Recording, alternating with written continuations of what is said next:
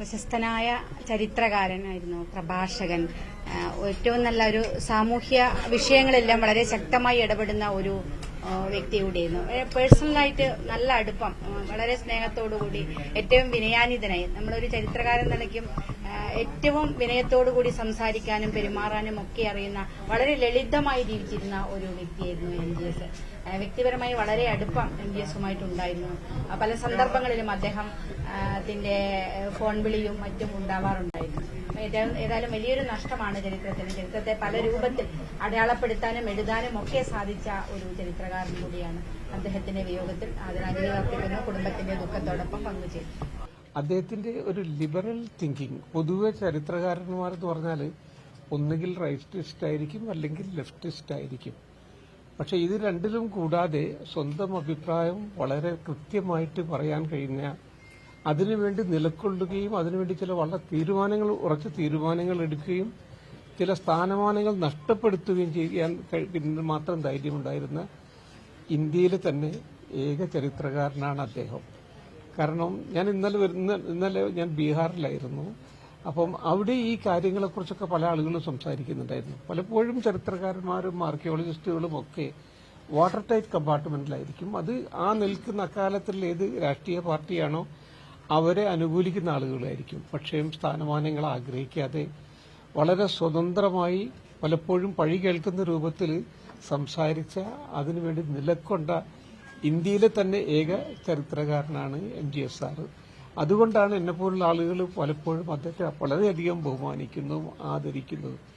ഈ നിലപാടെടുക്കാൻ ഇന്ന് ചരിത്രകാരന്മാർക്ക് കഴിയുന്നില്ല എന്നുള്ളത് വളരെയധികം വേദനാജനകരമായുള്ള ഒരു അവസരം ഇതുകൂടി കഴിയുകയാണ്. അവിടെയാണ് ഇദ്ദേഹത്തിന്റെ സംഗതിയും അതേപോലെ തന്നെ ഇദ്ദേഹത്തിന്റെ മഹിമയും നമുക്ക് മനസ്സിലാവുന്നത്. തീർച്ചയായിട്ടും വിഖ്യാത ചരിത്രകാരനും അതുപോലെ തന്നെ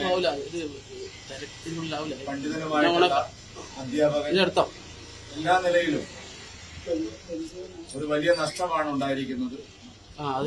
MT വാസുദേവൻ നായരുടെ മരണശേഷം കോഴിക്കോടിനെ സംബന്ധിച്ച്, കേരളത്തെ സംബന്ധിച്ച്, മലയാളികളെ സംബന്ധിച്ച് വലിയൊരു നഷ്ടമാണ് ശ്രീ MGSന്റെ വിയോഗത്തിലൂടെ ഉണ്ടായിരിക്കുന്നത്. തീർച്ചയായിട്ടും അദ്ദേഹം ഒരു ദേശീയ ചരിത്രകാരനായിരുന്നു. ചരിത്രത്തെ വളച്ചൊടിച്ചുകൊണ്ട് പലതരത്തിൽ ദുർവ്യാഖ്യാനം ചെയ്യുന്നവർക്ക് എതിരായിട്ടുള്ള ശക്തമായ നിലപാട് സ്വീകരിച്ചിരുന്ന ഒരു ചരിത്രകാരനാണ്. പ്രത്യേകിച്ചും ഇടത് ചരിത്രകാരന്മാർ പലതരത്തിലുള്ള വ്യാജ നിർമ്മിതികളും നടത്തിക്കൊണ്ടിരിക്കുന്ന കാലത്ത് അതിനെതിരായി ശരിയായ ചരിത്രം ജനങ്ങളെ ബോധിപ്പിച്ച ചരിത്രകാരനായിരുന്നു. തീർച്ചയായിട്ടും ദേശീയ ചിന്താഗതിയുള്ള ആളുകൾക്ക് ഈ രാജ്യത്തിന്റെ യഥാർത്ഥ ചരിത്രത്തെ സംബന്ധിച്ച്, ലോകത്തിന്റെ യഥാർത്ഥ ചരിത്രത്തെ സംബന്ധിച്ച് അറിയാനുള്ള ഏറ്റവും നല്ല ഒരു അവസരമായിരുന്നു MGSന്റെ എഴുത്തുകൾ, അദ്ദേഹത്തിന്റെ പഠനങ്ങൾ, അദ്ദേഹത്തിന്റെ പലതരത്തിലുള്ള ഇടപെടലുകൾ. നമ്മുടെ ചരിത്ര ഗവേഷണ കൌൺസിലിന്റെ അധ്യക്ഷനായിട്ട് അദ്ദേഹത്തിന് ഇരിക്കാനുള്ള അവസരം ഉണ്ടായിട്ടുണ്ട്. തീർച്ചയായിട്ടും അദ്ദേഹത്തിന്റെ വിയോഗം വലിയ നഷ്ടമാണ് കേരളത്തിന്, രാജ്യത്തിന്.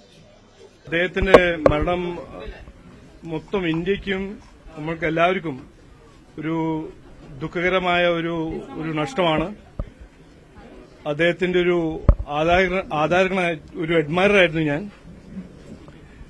ഒരു മഹാൻ ഹിസ്റ്റോറിയൻ, കേരളത്തിന്റെ മാത്രമല്ല ഇന്ത്യൻ ഒരു മഹാൻ ചരിത്ര പണ്ഡിതൻ ആയിരുന്നു. ഞാൻ അദ്ദേഹത്തിന്റെ അഡ്മയറായിരുന്നു.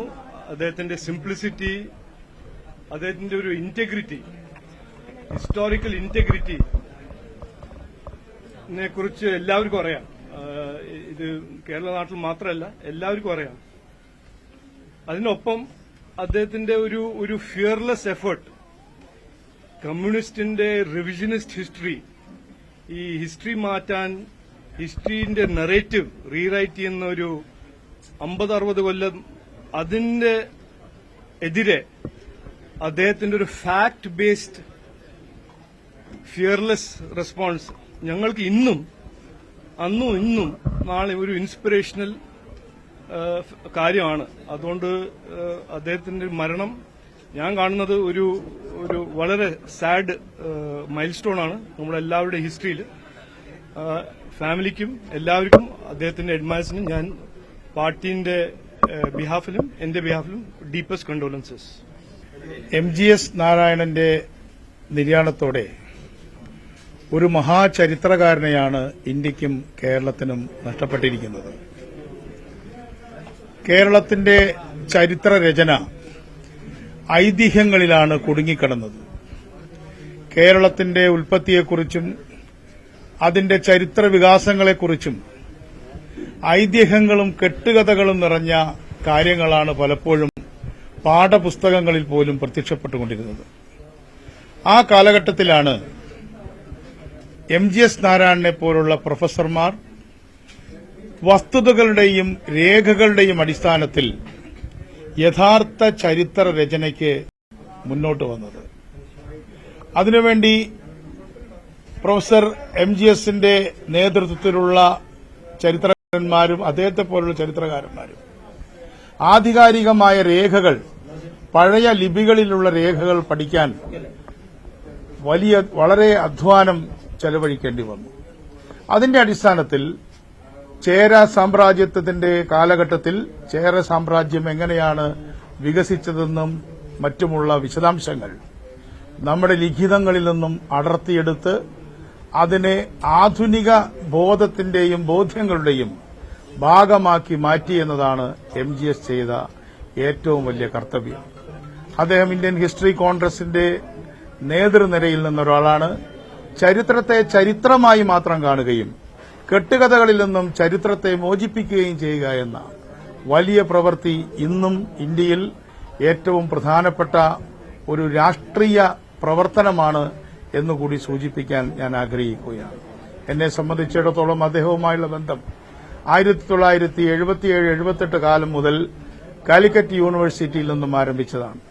വിദ്യാർത്ഥി സിൻഡിക്കേറ്റ് അംഗമെന്ന രീതിയിൽ കാലിക്കറ്റ് യൂണിവേഴ്സിറ്റിയിൽ പ്രവർത്തിക്കുമ്പോൾ ഞങ്ങൾക്കെല്ലാം ഒരു മാർഗദർശിയായിരുന്നു MGS നാരായണൻ. അദ്ദേഹത്തിന്റെ നിര്യാണത്തോടുകൂടി ആ ചങ്ങലയിലെ അവസാനത്തെ കണ്ണികളും അറ്റുപോവുകയാണ്. അദ്ദേഹത്തിന്റെ നിര്യാണത്തിലുള്ള ദുഃഖം ഞാൻ രേഖപ്പെടുത്തുന്നു.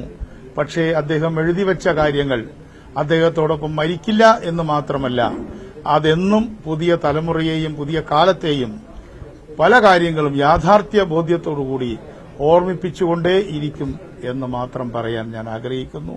അദ്ദേഹത്തിന്റെ കുടുംബത്തിന് ഉണ്ടായ ഈ നഷ്ടത്തിൽ CMBയുടെ അനുശോചനം രേഖപ്പെടുത്തുന്നു.